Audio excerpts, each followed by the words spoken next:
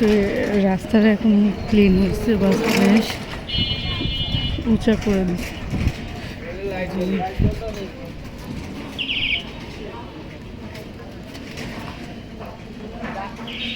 এটা হচ্ছে সকালবেলার বাজার, নিজে দেখেন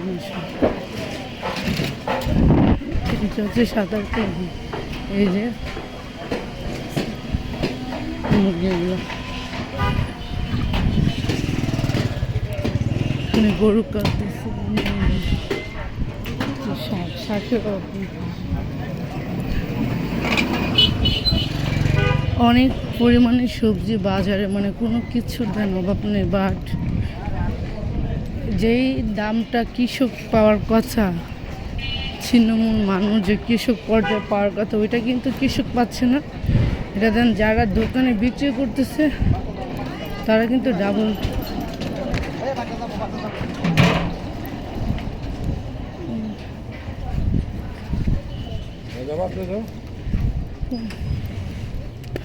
ঠিক আছে, মানে কালকে একটা নিউজ দেখলাম যে বগুড়া, যেখানে বেগুনের কেজি 8 টাকা, বা ঢাকায় আসার পরে এটা দাম 180 টাকা, 60 টাকা, এরকম, মানে এরকম দাম। ঠিক আছে, তো আমি কোথায় 8 টাকা কেজি আর কোথায় 100 টাকা। ঠিক আছে, গাড়ি, তারপর হচ্ছে বিভিন্ন ধরনের ভাড়া আগে, কিন্তু তাই বলে যে মধ্যবিত্ত ফ্যামিলি, মনের মানুষ এগুলো কি খেতে পারবে? ইনফ্যাক্ট বড় লোক যারা আছে তারাও কিন্তু বেগুন কিনে না, তো গরিব মানুষ কীভাবে কিনবে? এই একটা অবস্থা দাঁড়াইছে। আর যে সকালবেলায় যে ডিমগুলি নিয়ে বসছে, আজকে হচ্ছে রাস্তা দিয়ে যে যাচ্ছে, রাস্তাটা প্রত্যেকদিনই ধুলাবালি থাকে। দেন মাশাআল্লাহ কালকে রাত্রে বৃষ্টি আসছে, তো রাস্তার এই বালিগুলি বসে গেছে, হয়তো এখান থেকে হাঁটা যায় না। যেমন ট্রাফিক জ্যাম, তোমার মানুষের জ্যাম, আর হচ্ছে ধুলাবালিতে অলমোস্ট পুরো হেভি। তো এটা হচ্ছে এখন বাজে প্রায় 8:26, যে সকাল সকাল সবজি মানুষ নেয়। যেখানে ডাব, এই যে ডাব, এটা কিন্তু আমার কাছে মনে হয় ডাব না, এটা হচ্ছে গোল্ডেন। কারণ গোল্ডেনের থেকে গোল্ডেন মানুষ দেন কিনবে ঈদের সময়, বা ডাব কিনতে ভয় পাচ্ছে।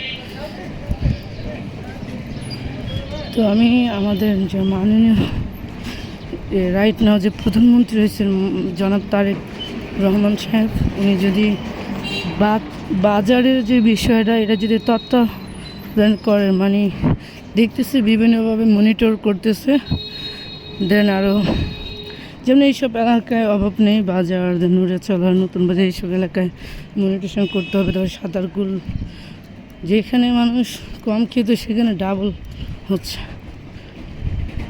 যদি দেখে তার ওনাকে বলবো অবশ্যই এই বিষয়ে একটু মনোযোগ দেওয়ার কারণে দ্রব্যের মূল্য যদি বেড়েই যায়, তাহলে একটা সরকার প্রধানের দায়িত্ব হচ্ছে মূলত, যেটা আমি বিশ্বাস করি, সে সর্বপ্রথম যে বাজারের যে বিষয়টা, মৌলিক চাহিদাগুলি, দেন এটা তার পূরণ করা উচিত। তো এখানে উনি বাজারের যদি একটা অটো পাইছে, বিসমিল্লাহ, সানবিলির এখানে যাবেন?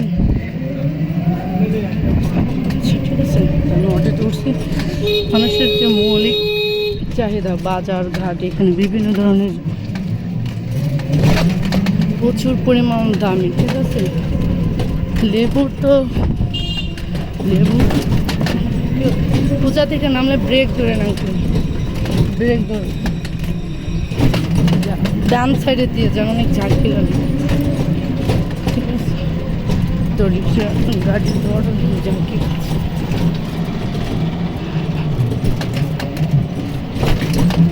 লেবুর যে বিষয়টা বলি, লেবু রোজারও আগে, রোজার 1-2 দিন আগেও ছিল 20 টাকা, 15 টাকা হালিও ছিল, কেউ নেয়ও না। আর যে রোজা চলে আসছে সেই ক্ষেত্রে একদম লেবুর হালি উঠে, তো আমরা নিয়েও লেবু না খেলে কীভাবে রোজা হবে না, আল্লাহর নামে রোজা রাখলে ইনশাআল্লাহ হয়ে যাবে। তো এটার বিষয়ে তদারকি করতে বলবো।